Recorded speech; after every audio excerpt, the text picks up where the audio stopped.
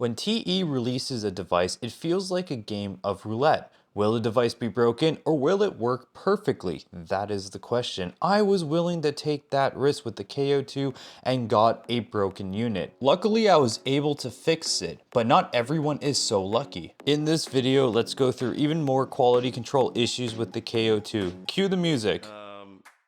This user got a K.O.II with two main buttons. Do you remember learning your ABCs? Well, someone at TE did not and sent out a unit with this, A, B, D, C. Quality control is off the roof. This person got a unit with the input and output label switched and an error message after recording a sample, and it also randomly restarts. I also want to highlight someone who went to go fix their fader, and after opening it, the fader was broken, like really broken. And this is not an isolated incident. This user also opened their unit and found that the plastic on their fader was broken as well. This user got a second unit shipped to them after the first one had a broken fader. Just to get another unit with a broken fader for a second time, they ended up getting a refund. This user got sent a K.O.II shipped from Sweden to New Zealand. Do you think the K.O.II survived the trip?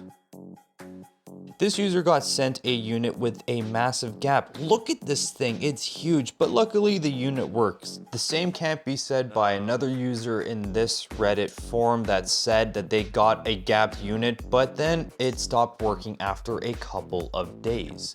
This user said that his EP-133 bend now matches his OPZ. Neat. This dude had a smaller bend, but the fader did not work, of course. Anyone got a sort of strange panel gap where it's how it was and it came out of the box, alongside the fader that doesn't work, of course.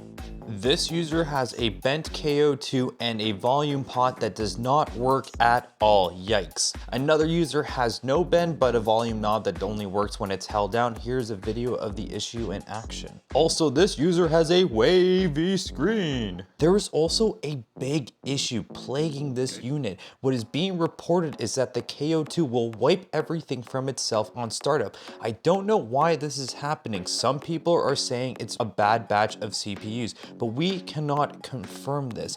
If you have this issue, you must send it back because there is no fix for a bad CPU. Unfortunately, this is not a one-off and multiple users are also experiencing this issue.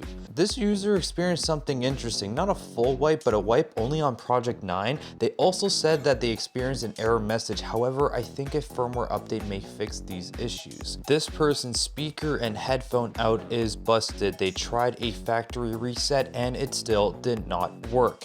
This person wants to change out their speaker completely because it is not working properly. Here we have a user who tried connecting MIDI to the K.O.II with a list of their findings, which is super interesting. Polyphony seems to not be working in many cases unless it's paired with the OP1. This comment below talks about how they tried connecting the K.O.II to two MIDI controllers, but there was a weird issue that happens every time you trigger a note, that a second note triggers softly after the first note. And they also said that a digital piano they tried connecting to it did not work at all, and they are 0 for 2 when connecting MIDI controllers to the K.O.II.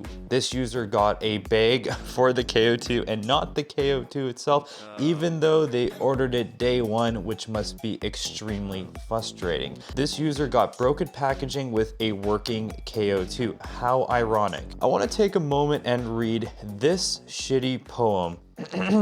Why is my fader broke? Brackets teenage engineering. Why is my fader broke? I can't believe these guys. I feel how hollow and unhelped. The teenage engineer has so far helped with little, but a fader reply and send. It has done a nothing. How horrible, with now my internet wrong and so hate you. Teenager ringer, you are truly murderers. My suck knows no trust. I will send it back and disappoint. Truly a beautiful poem. This user has an issue with the K.O.II having full memory even after a factory reset. I think some of the newer firmware updates might fix this, but you never know with the K.O.II. Friend of the channel, Tiger Arcade, also noticed a CPU problem causing the audio to sound crackly from both the speaker and the audio jack. He had to return the unit. Quality control on the K.O.II is clearly an issue, and there are still a bunch of missing features with this device. For example, resampling, backup, song mode, and more. I hope TE can iron out these issues and add the wanted features soon for the benefit of all of us. I hope you found this video interesting, and peace out.